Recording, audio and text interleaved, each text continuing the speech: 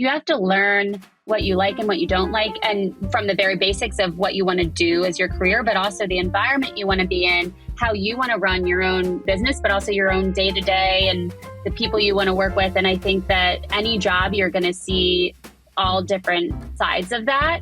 And it helps you just continuing to hone in on your own personal preference and needs. You know, there's an era for everything, and sometimes it burns bright and fast, and sometimes you're in the right spot for you forever. Welcome to Talk Shop. I'm Ariel Okin, a New York-based interior designer, writer, and editor, looking to bring a little bit of magic into our homes every day. After years as a writer and editor in the interiors world, I founded my own editorial site, Fenimore Lane, in 2020, and the Talk Shop interview series was born. Each week, I delve into the personal experiences of the top interior designers and tastemakers around the globe. This week, I'm joined by my friend, Amanda Jones Vaughan, a creative consultant and tastemaker with a career path that runs the gamut from cutting-edge interior design startups to fashion powerhouses. Amanda has done it all. From Net-a-Porter and J. Crew to most recently, editor-at-large for Over the Moon, Amanda's day-to-day involves overseeing events, content partnerships, and VIP services, along with sharing top trends, product picks, and styling content for brides and beyond. After over a decade in Manhattan, Amanda returned to Philadelphia with her husband and 3 lively boys, where she is continuing to provide her keen sense of brand building through a growing consulting and styling business. Additionally, Amanda is expanding her reach via a weekly newsletter, That Said, sharing her fresh take on aesthetics and enthusiasm for unique finds and a healthy, humorous dose of motherhood reality. Please join me as we welcome Amanda to the podcast. Amanda, welcome to the podcast. I'm so happy to have you on. I mean, long time coming. I'm gonna have to like behave and not talk your ear off because I just want to chat all day. But this is so great. Well, to kick off the conversation, I know that you listened to last season, but we ask everyone who comes on to describe your style in 3 words or less. I'm already going to start out cheating, but so I have one. I'm going to start with an umbrella word, which is personal, and then totally cheat and expand on that. But when I was thinking about it in design and fashion, I feel like I like to be classic. I have a range of the avant-garde and everything in between, but I think I've always kind of stuck to that foundation of what feels right to me and what's personal for me. And obviously, you know, I'm aware of the trends and I experiment with them or give them consideration, and I've had my mistakes in any way, but I think I've always stuck to my personal gut, and sometimes that's being overdressed for the casual occasion and vice versa, and sometimes that's keeping it sleek and simple when it's expected or not. But I think that style and taste should be personal, and it needs to be personal for it to hold any weight or bring you any joy. And so I think that I, have a lot to learn and continue to evolve, but I am proud of, I always just feel like my taste stays personal, whether it's what everyone else is doing or not. And whether you're designing spaces or dressing yourself, I try to keep it personal. So true. I literally am just picturing you in that green dress with the feathers when you were pregnant. It's just like so divine and amazing. Sometimes you got to go there, and sometimes I am very much in sweatpants. So it goes both ways. Well, for those who may not know, walk us through, where are you at this point in your life right now?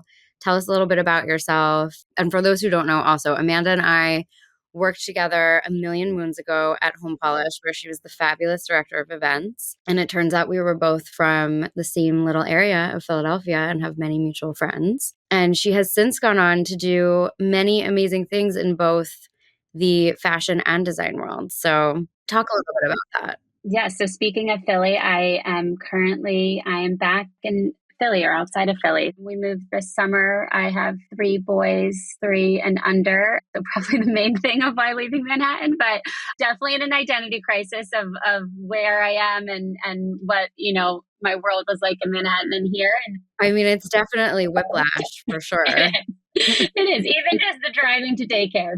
Yeah. So in terms of what I'm currently doing, it's one, just figuring everything out. I have, as you said, jumped around, and I am building out a consulting business and a styling business, not to jump right into it, but to do so. I lost my mom this fall, as you know, and I think Yeah. a big theme for me right now is just giving myself grace. That sometimes I listen to all these podcasts and I'm so inspired, but I'm also like, oh my gosh, I feel so far away from all of these fantastic accomplishments or things in the works. And I do have things in the works, whether they're a scribble on a notepad or something that's coming closer to fruition. But giving myself grace in career and motherhood and designing a home and buying that dream home and all of that is definitely the name of the game right now. Yeah. And I think that's a really important point. I mean, we all sort of live in this online world where everything looks perfect and everyone's posting about their outfits and their new home is featured and blah, blah, blah. And, nobody talks about the harder moments, which you've been very open and vocal about with the loss of your mom. And I think that's really important to just bring light to, that not everything is perfect and rosy, especially, it can make it seem that way on social media. And we do need to give ourselves grace, and it's okay to have that big list and get through it slowly and kind of soak in where you are at that point in time. Totally. And I say we're all going to be, okay, thank God and willing. And, there's people, everyone's dealing with everything, but I think there's moments to know when it's time to work and moments when you listen to yourself. So that's where I am right now. But I am excited for what's to come, whether it's sooner or later than I envisioned and different than I envisioned. And maybe it's a baby step instead of the big leap, but that's where I currently am. And it takes baby steps. I mean, I was at Home Polish when we were both at Home Polish. It took me 3 years to build my design business on the side. And then I had my day job and then I didn't leave, I think oftentimes people think stuff like that happens overnight, and it very much typically does not. 100%. And it looks different for everyone. And I think that was one of my most favorite things about being at Home Polish. And my first role at Home Polish was building the designer community and interviewing the designers and everything like that. And everyone was different. Some had formal training, some went to school, some didn't. As you said, you were, teaching. Everyone looked different. And then all of the spaces, and that's what you need in this world to design spaces or design clothes. Every body is different and every person in their home and lifestyle is different. So you need different perspective. And then also reminding yourself that for your own career, that everyone, gets to the finish line or wherever they're heading in a different way and through different steps. So it's so true. Walk us through the beginning of your career, because you've worked in fashion and you've worked on the design side. So how did that start? Were you always interested in fashion and design? I definitely was. I have, I would say, more of a creative brain or interest, I would say. And I just was always fascinated by the world of magazines, fashion, interiors, entertainment. I loved film. But then I had this kind of sporty, only brothers type of upbringing as well. So I was always a bit all over the place. But after college, I landed at J. Crew as my first job. And I always say it was kind of at such a interesting and exciting time to come into J. Crew. They were right around the recession, but still they were doing very well. They, were speaking to the customers in a way, and obviously they've dipped and then now they're back. And I'm a forever J. Crew fan. And oh my God, I'm such an Olympia always. Oh my gosh, I know. So much. And that was the era of Jenna Lyons. Yes, Jenna was there. Mickey was there. Olympia was within the design team. Right, yeah. I was on the merchant side, which kind of speaking to the left brain, right brain, merchant's definitely a little bit more analytical, but you have the opportunity to be working with the designers on creating the collections, but kind of bringing that business mindset of this is kind of how sales did last year, how they're doing currently, what we see the trends, and you're kind of putting it all together. I feel like that's your sweet spot too. You've taken skill set to so many different places. I really enjoyed, and it was also just a great learning ground as a first job. It was a larger company, and there's so many different departments because everything's in house. So you have the marketing team in house, the PR team, you have the designers there, you have people working on production with the factories and everything. So, and merchandisers were kind of the crux of it, kind of having a hand in everything. I really enjoyed it, and I have just such admiration for that company and so many of all the mostly women that I worked with there. And that really spoke to my interest in fashion. And also I wasn't at the highest design house, and things like that, but they bring a lot of that to the masses. And then they also have their J. Crew collection side, which is a little bit higher price point. And there's a lot of very good quality that was being made and is currently being made. So I think I had exposure to all ends of the spectrum in terms of retail and fashion and design. And so I really enjoyed that. And I was there, but I also, with kind of that left brain, right brain, merchandising is like very in the weeds with budgeting and knowing your numbers, and which I'm grateful for, because I it was not a sprint. I was crawling through that side of learning, but it's something that, you know, you need and you bring with you to every other job and every life skill that you have. Yeah. But I felt like I was being weighed down by that. And I also was just getting the itch to grow and explore something else. And kind of that interior side of me brought me to home polish. And it was so early on. I was an early employee. As you know, it was just such an exciting time. It was an interesting time and a lot of moving parts. But one of my favorite things was just seeing, just I think the people that we worked with, from the designers to the in-house team, everyone was there was just so much enthusiasm and talent in their own roles, but also like I had to do 12 different things and so did everyone else. And even, your designers, you were bringing everything to set, and I was taking things from my home shelves to our events and everything, but it was the time to do it age-wise and like season of life. And also I think we all were just learning so much on building a business, working with clients, and it was just such great exposure for what it was. Home polish really was like such an era. I feel like when I look back and think about that time, it was the peak of startup culture in the city. Yeah. Very much like that Glossier, like girl boss era in the city. And I think that fueled the undercurrent of everything that we were doing there. And it was so fun in the beginning. I mean, the end was unfortunate, but the beginning was really, really fun and amazing. And it was a great concept. For those who don't know, home polish was kind of like, the idea was for it to act as like an agency that connected designers and clients, and then they sort of ran all the back of house for designers, like purchasing and press and events. And I think the first time, Amanda, you and I met was at a housewarming that Home Polish threw for one of my clients. Yes, we shared a cab up there, I think, and oh my God, I can picture it up on the east side. Yes, and you had just gotten engaged. Oh my God, yes. Like literally the weekend before. Oh, so funny. And it was just such a time, like it was such an era, I feel like. I also think that with all of this and like kind of going back to like my job change and that era, is like you have to learn what you like and what you don't like, and from the very basics of what you want to do as your career, but also the environment you want to be in, how you want to run your own business, but also your own day to day and the people you want to work with. And I think that any job, you're going to see all different sides of that.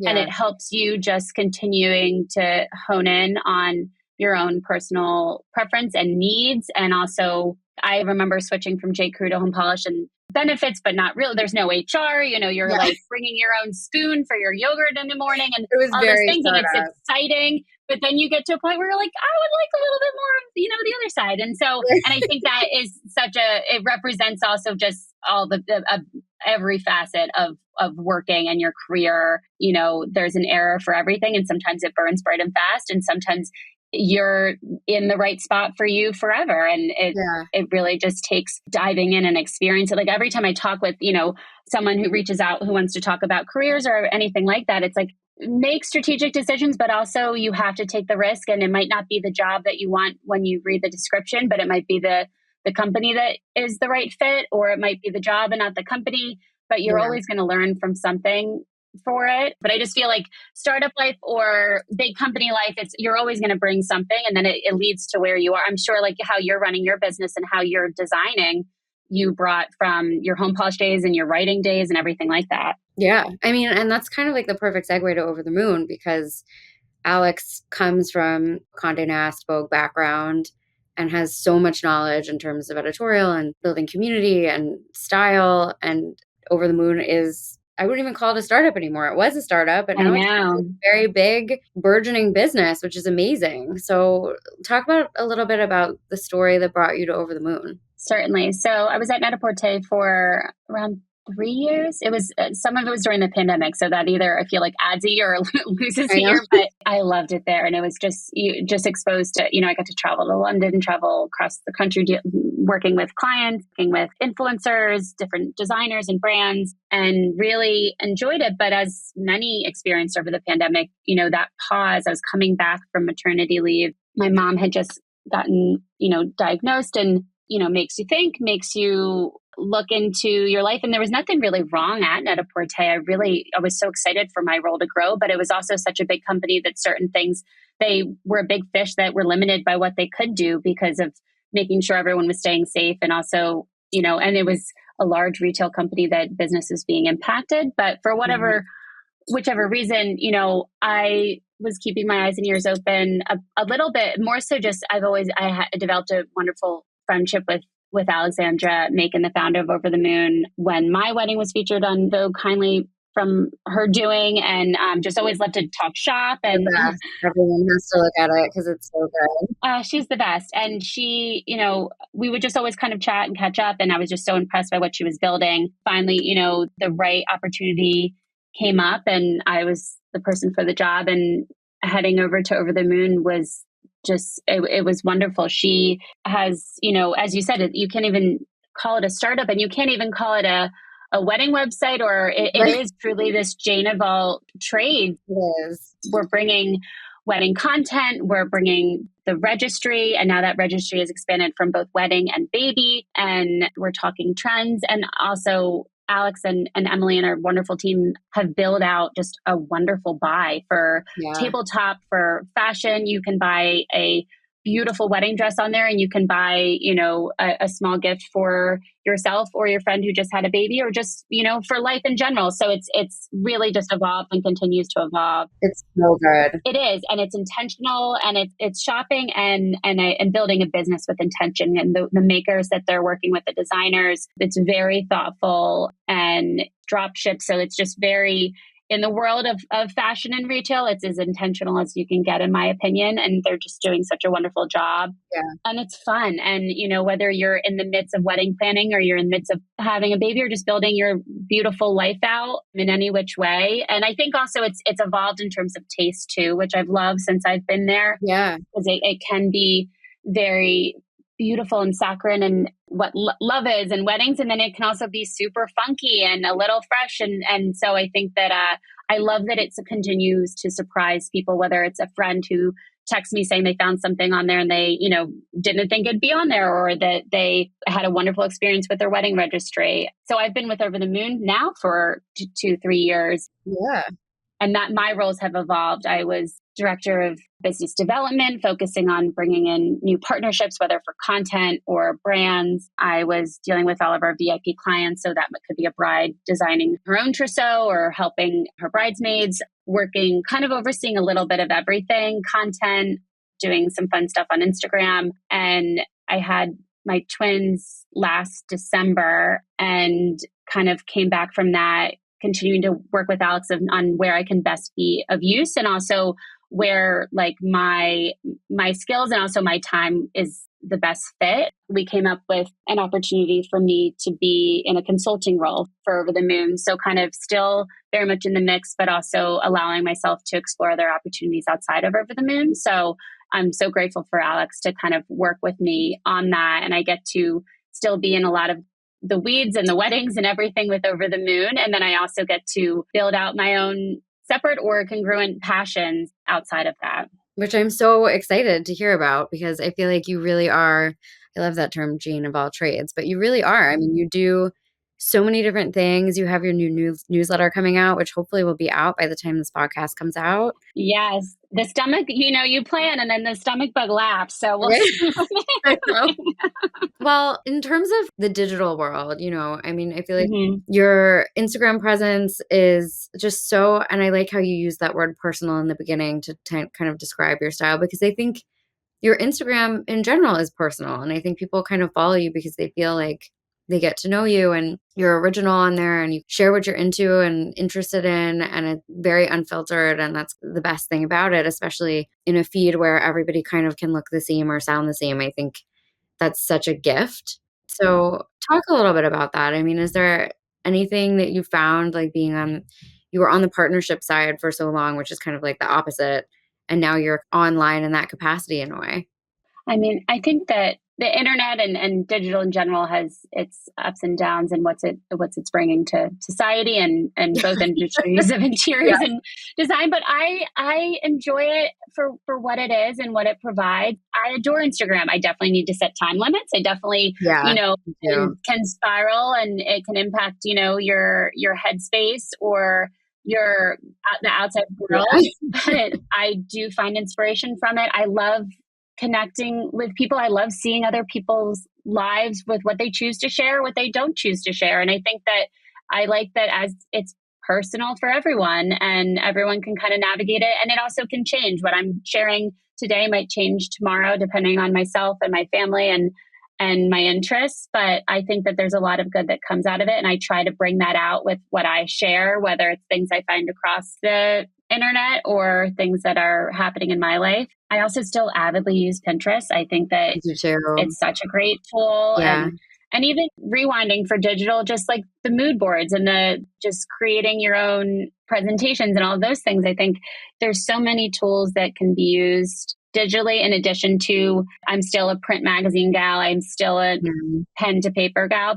And in terms of what its impact, how it's impacted like design, I appreciate how it's provided access to archives that lead to inspiration, discussion, and looking at imagery from so long. And obviously we all have, or, I know that you and I have very old coffee table books of design and fashion. And those will never, I think they will always be put to use, but I think there is something to being able to access it so quickly, or also just having such a broad range of information and imagery at your fingertips. I know. I feel like a whole generation is just discovering the 90s in a way that like makes me laugh, but it's kind of amazing. Right. And at the end of the day, I think with interiors or fashion, like life is too short and let's not take it all too seriously. There's several things to take seriously and to be grateful for, to worry about, but let's just have fun. And if someone wants to share this or be dressed like this, then you do you.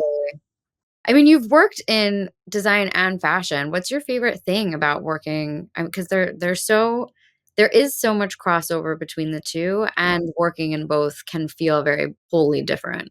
Well, I think in terms of like the roles I've had, and whether I'm working with interior designers or I'm working with fashion designers or brands or that, is that at the end of the day, you all are creatives, and it's so easy to, I know, it's invoicing and budgets and client dependent, or in fashion, it's market dependent and all of that. And it's so easy to get that caught up. And I'm speaking from the outside.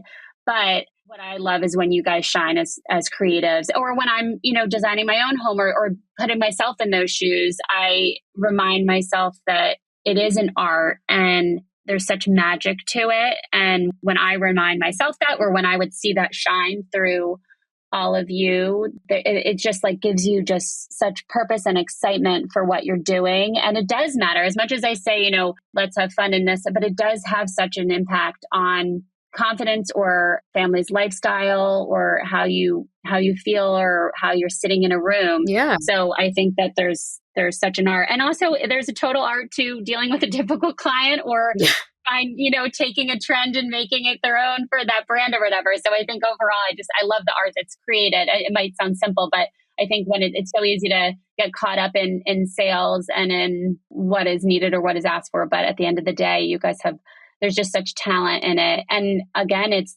such a range too. Everyone is producing different things. And I love that. I also love how warm and welcoming the design world is, especially. And there is a lot of that in fashion too. And there's continuing to be. And I've been on different ends. I've been in the more high end room, and I've been in the, retail floor, and there is a lot of that. But I think designers, especially interiors, like you all are championing each other. And there is a lot of camaraderie in the interior as well. I mean, I think newer generation in fashion, I feel like there is more of that now. Mm-hmm. The era when like we first graduated college, I think less so.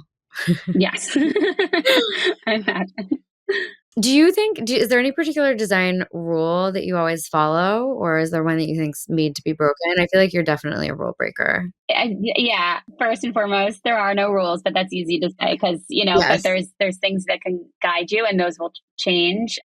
Something more pragmatic that has always helped me, and I do not know who taught me this or said this, but for interiors especially, but it can be switched into fashion, but balancing your shapes and specific, like your circles and squares, as basic as that is. But when you're in a room and you have a lot of rectangles and squares, make your coffee table the circle, a circular coffee table, or those little things make such an impact. They do.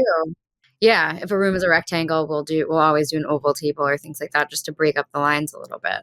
Yeah. Also, like taking your time. I think it's so easy. And that, like, especially, I'm sure in your home polish days when people will be like, well, I want it now and this and this.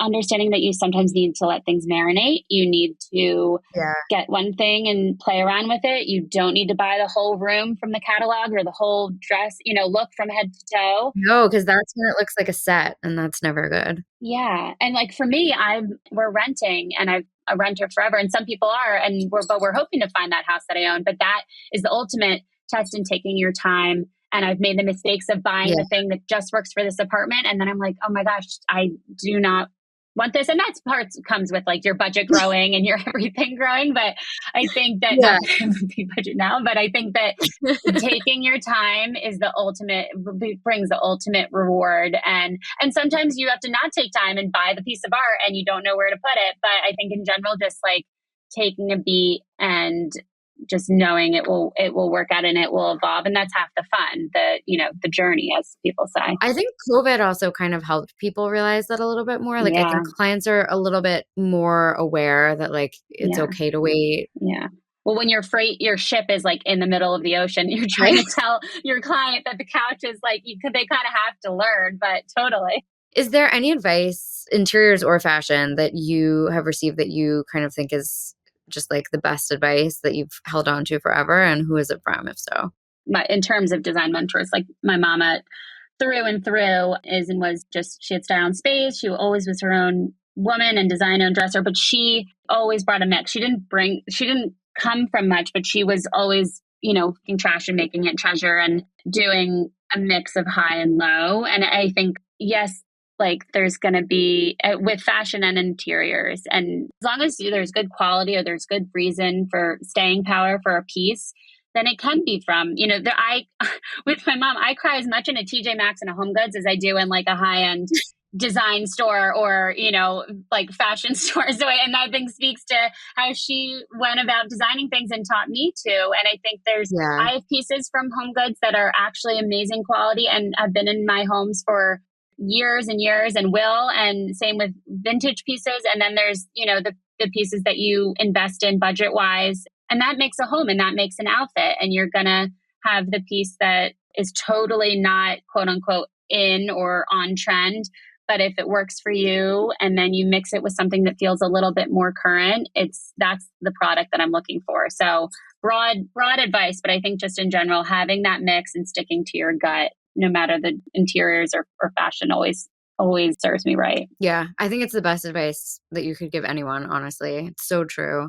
And I see so much of that in what you share and dress and how you design your own homes. I feel like there's so much of that from your mom, and also, the personal element for you too. You took everything, the best of what you've learned, and then you've also developed your own personal style that is really distinct. Like if I see a dress with feathers, I'm like, oh my God, that's so which I love.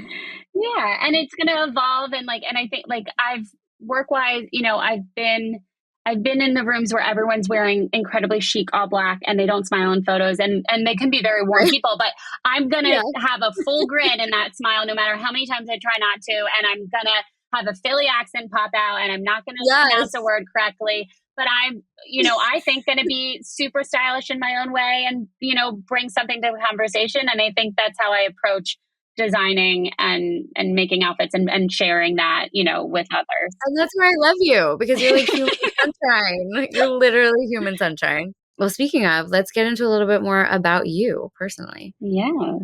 What do you think your home says about you?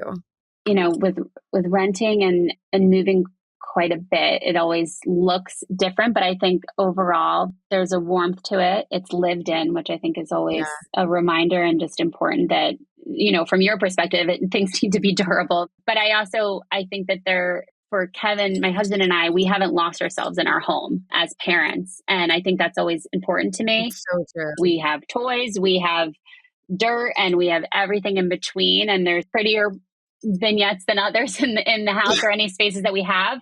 But I think I always bring my own taste to it. JJ's going to have artwork in his room that might not, you might not think would be for a little boy's room, or, family room's going to have toys, but we're going to figure out a way to have like a really badass chair or something. And it's meant to get dirty and all of that. So I think currently where I am in motherhood with toddlers and babies, like I haven't lost myself. And I think that says a lot. I think you can come in and still be excited and look like, oh, that room looks like you can have a cocktail, but also it can withstand, 3 boys wrestling. And I feel like that's what I'm going to want and need to have, the foreseeable future. I think that's really important too. I mean, it's really hard, and you can often find yourself getting a little too wrapped up in like, oh my God, is this going to stain? And I have to wipe a blueberry on it and blah, blah, blah. And it's like, you know what? First of all, things don't have to be perfect, and things can get stained, and the stains can come out. And it's more important for kids, I think, to feel that warmth and like the personality of where they are in their environment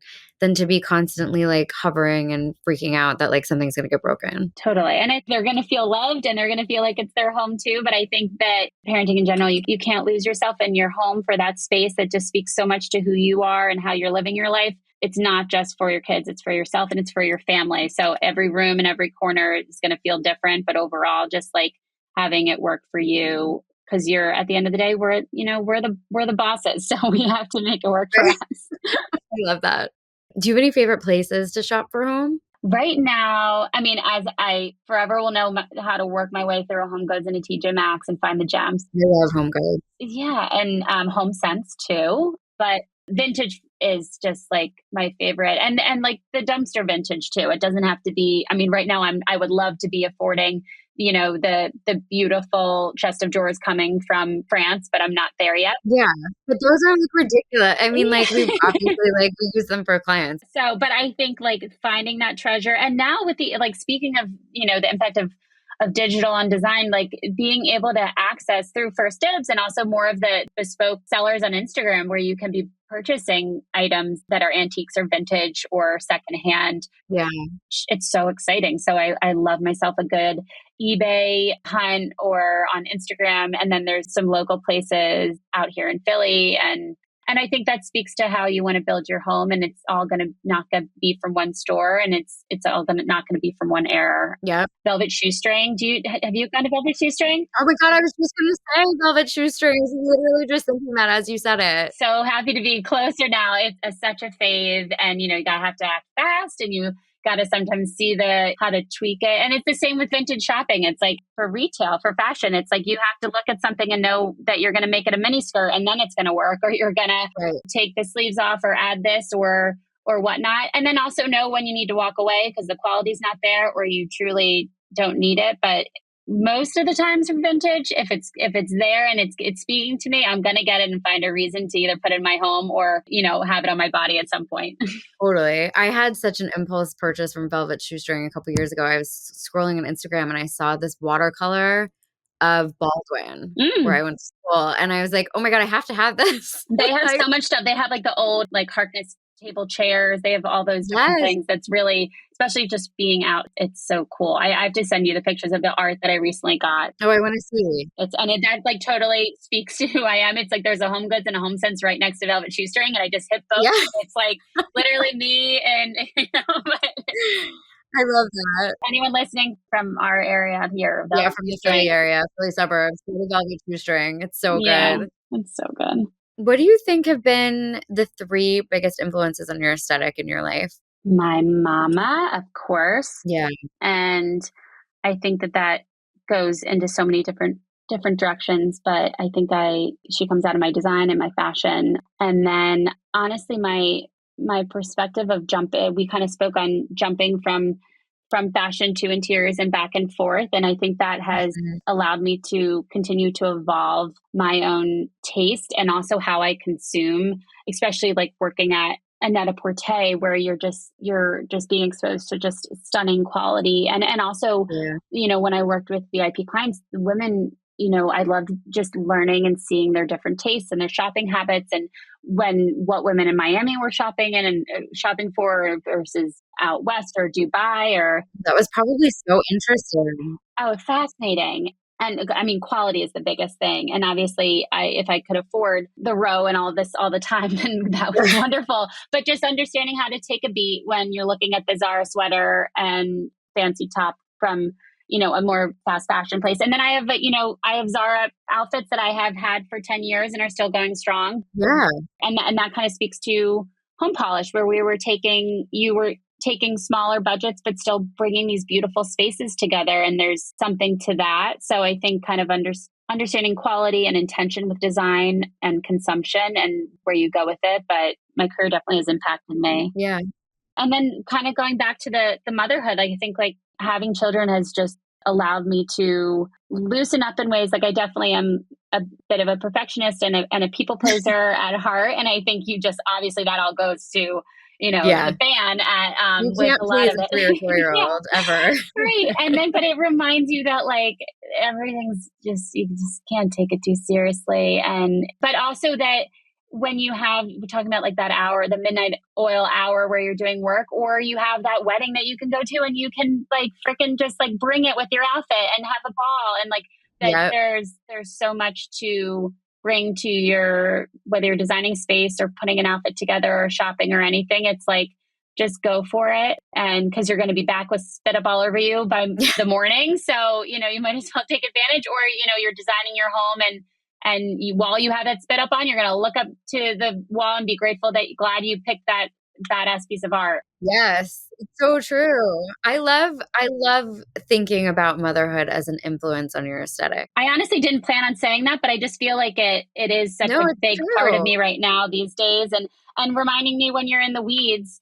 But like even this conversation has brought such joy during a week where you're like, oh my God. And it reminds me who I am and what what fills my cup. And we all need that. And maybe it's not fashion or design for someone. It's music, it's sports, it's travel or whatever. But I think motherhood brings you into the trenches that for me, you just can't help but then like also like a phoenix rise from the ashes and get out there and take in your own joy. Yeah, it's so true.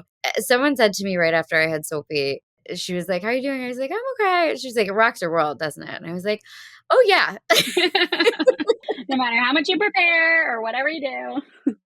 Yeah. And then the second time around, someone said, 1 is an identity crisis and 2 is a logistics crisis. And I think that's so true too. Because like the second time around, you're like, okay, I know who I am as a mom for the most part, but like, how do I balance especially for you of 3, like how do I balance all of these schedules and all of these logistics and competing requests and interests all at the same time?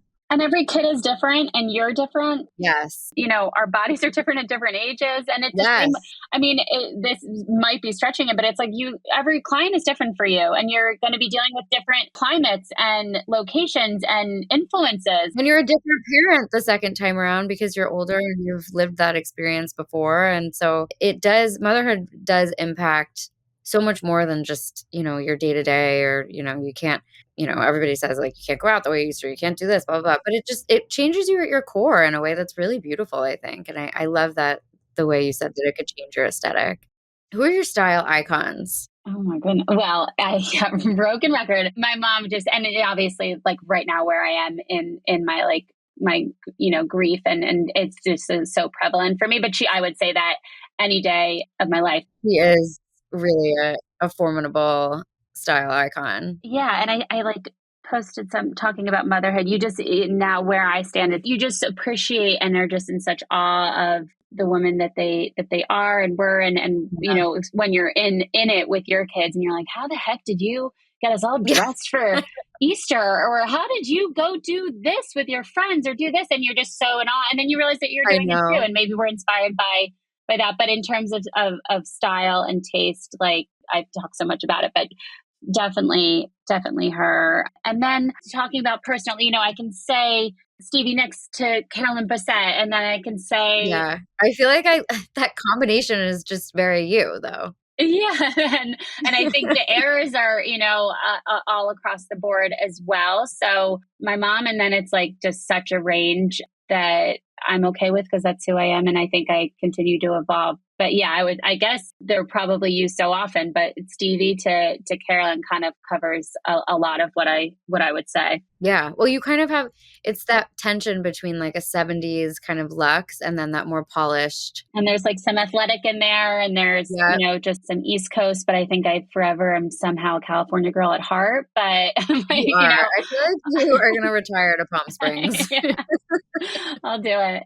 Sounds good. Well, we love to end our episodes with our take 10, which are little rapid fire questions. So nothing to do with design really, but I love them because I think they kind of give you a fuller picture of who someone is. So here we go. What is your favorite food? Oh gosh. I mean, especially living in New York, I'm like every meal, everything. But I would say, especially now that it's like a little nice out today and the sun's out, like I want very fresh grilled like fish tacos, chips and guac, just like that, like fresh Mexican.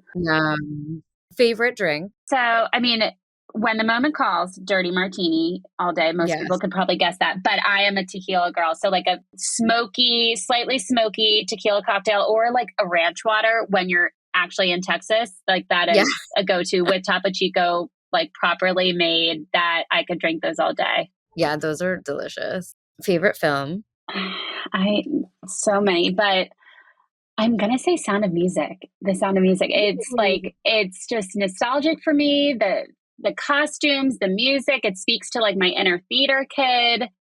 I didn't know you were a theater kid. I love that. Oh, for sure. I mean, I can't sing for anything, but I will bring the razzle dazzle. I could see it. I love that. They gave me all the parts that like you can't sing it, but you could like talk through. but yeah, it just brings all the feels for me. Favorite hotel? Oh, that's so hard. So I know. I actually, I listen to these and stuff. Like I haven't been to Paris, so I feel like that's like a whole gamut of hotels that I have yet to unlock. I have a lot that I look at on Instagram. So there's these two hotels in North Carolina. There's the Washington Duke Inn and the Carolina Inn.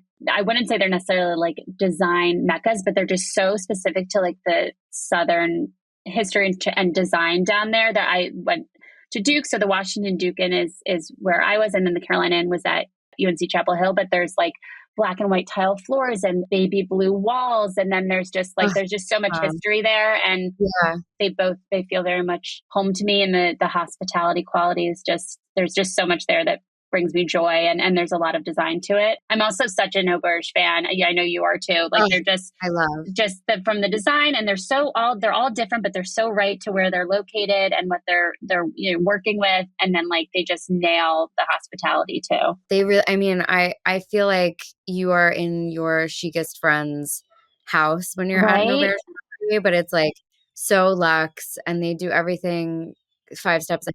But they're going to be like a little naughty at night and have some fun. But then you're going to be able to like go to the spa or have a great workout. Like it just speaks to like everything that you're wanting in an experience. Totally. And I think so much of like, I mean, everybody that works there very much like lives, breathes, speaks that sort of aesthetic. And so they all are on the same page. And I think the cohesiveness of the branding at Auberge is really admirable and kind of impressive. I love working with them. And I think they just, the Mayflower is like my favorite place ever.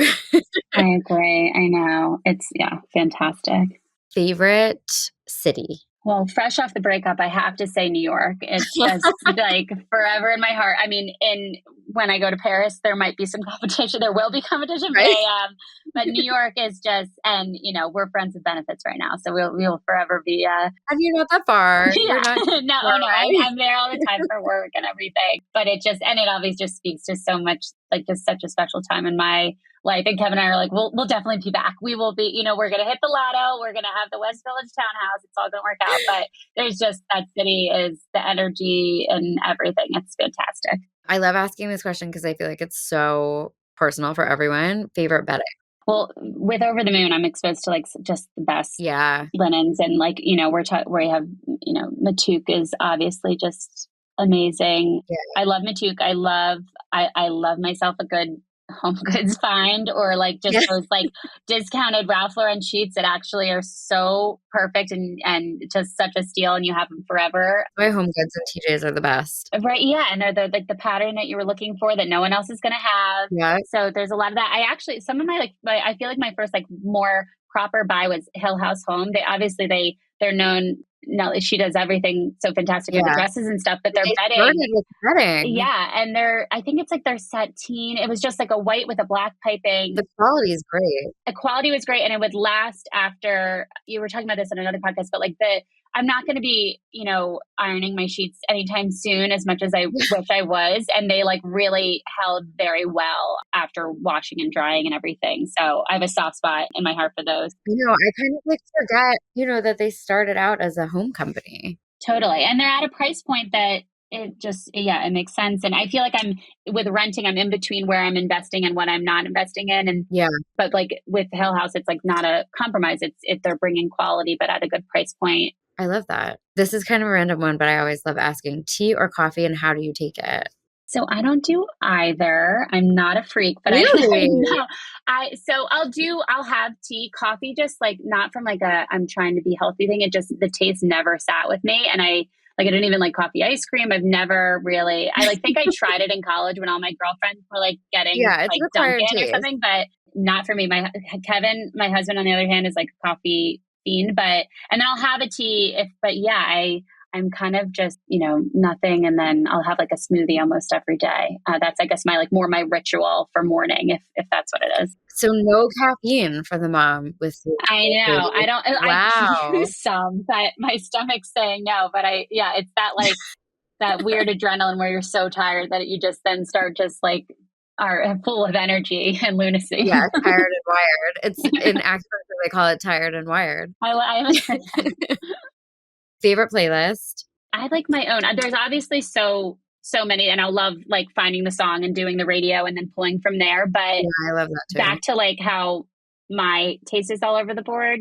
It goes to music as well. So and that's part of like finding joy. I love putting together a playlist. I probably put too much time into it and think like the whole world's listening and it's just myself. And like, but I like to put together different, and sometimes it's like I go, several months without doing one, but I love doing that every now and then. I love doing that too. When I was in high school, I used to be the one that like made the CDs for my CDs. friends. Oh yeah. Yeah. And I feel like that was like such an era. I mean, I guess it was like our version of a mixtape, but oh, totally. I love that. Favorite weekend activity? Well, days look a little different these days, but I think kind of speaking to like not losing yourself in your home or motherhood in general, I think like Kevin and I really prioritize having that balance, and we'll either, put in the work to find the sitter for, even if she's like 11 years old and probably couldn't really save anyone, but like everyone's staying alive, to allow us to, go get a workout in, or go out to dinner or something like that. And also just getting the heck out of the house, whether it's freezing or not, it's going to change everyone's mood for the better. And, in New York, we were walking a ton. And then where I am now, we can walk a good amount. So we try to take advantage of that. But yeah, I think it's family time. It's taking care of ourselves personally, and then a little fun with whether that's, cooking family dinner, or us, going out for dinner or meeting up with friends. Yeah, that's basically exactly the same thing we do. Yeah. I mean, I would say, traveling to Paris or having shopping sprees or anything like that, but it's the little moments. Yeah. And like the realistic moments. Right.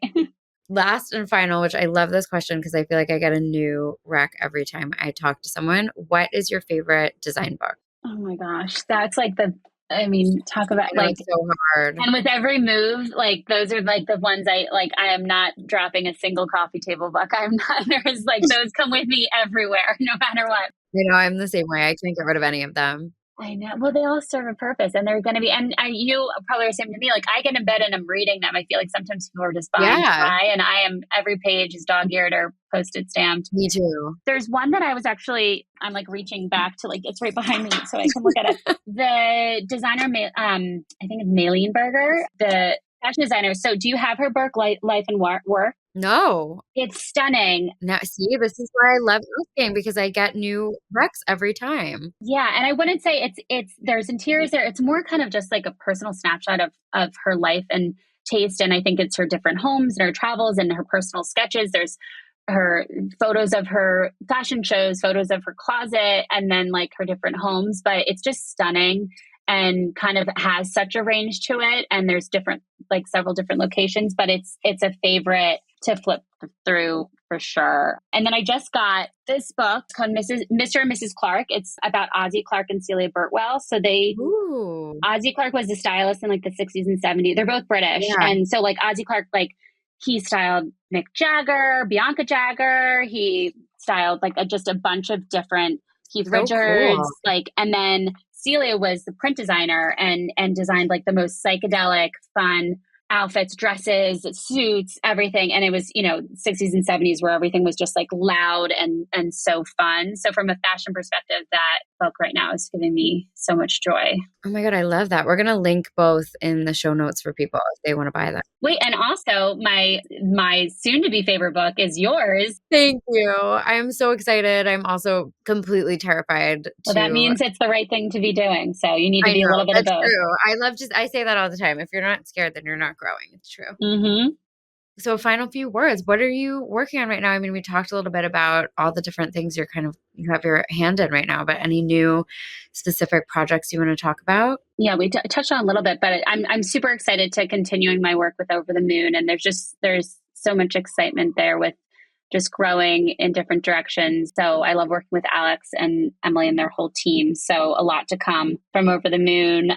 Launching my newsletter called That Said via Substack sometime soon. It's going to be we talked about it a lot actually on this, but just like my juxtaposition of who I am. And I'm going to be wearing a ball gown in the grocery aisle and cleaning it up.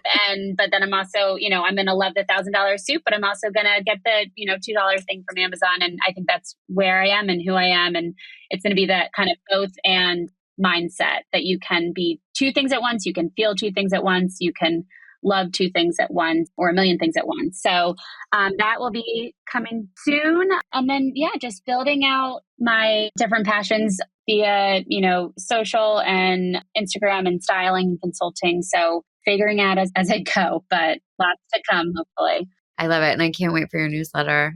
Finally, do you have advice? We love asking this question. Advice for someone looking to define their own interior style? I mean, I guess just to bring it full circle, just keep it personal and listen to yourself. And if you don't know what that is and you don't know what that is, then find the things that you do love and it's going to come together. And if interiors scare you or putting a home together, it feels so final. It's not final. And that's because you are not final. You're always going to be evolving and your taste is going to evolve. So when even if, holes in walls can be patched up and so can, everything can change. But I think just listen to yourself and examine yourself, and you can make mistakes and you can pivot. But as long as you're designing with intention and not what someone else is doing or what you think something else can do, you can be certainly inspired, but always just make it your own. I love that. And it's so true. Well, Amanda, thank you so much for coming on. This was so fun. And I always love getting a chance to talk with you because you are the best and I love you. I love you. I could talk all day, but you are the best. I'm just so proud of you. And this is just the coolest thing that we're here sitting, talking on your podcast. And I'm just, I'm glad and inspired by you. Keep going. Likewise. Keep going. Whatever you had can't hold us down. Some of us can't hold us down. Just keep going. You're the best. Where can listeners find more about you and your brand? Soon on Substack, but currently you can find me on Instagram, Amanda Jones Vaughan, and then also at Over the Moon. I'm all up in the mix there too, so please check that out as well. Amazing. I love it. Well, thank you so much for coming on, and I cannot wait for your Substack to launch, and we are going to link it in the show notes when it's out. Yay. Thank you so much. You're the best. Thanks to your whole team. You guys are great. That's a wrap for this week's episode of Talk Shop. Thank you for listening. We'll be back next week with more thoughtful discussions and amazing guests. Make sure you follow on Apple Podcasts and on Spotify so you never miss an episode. And of course, follow me at Ariel Okin. See you next week.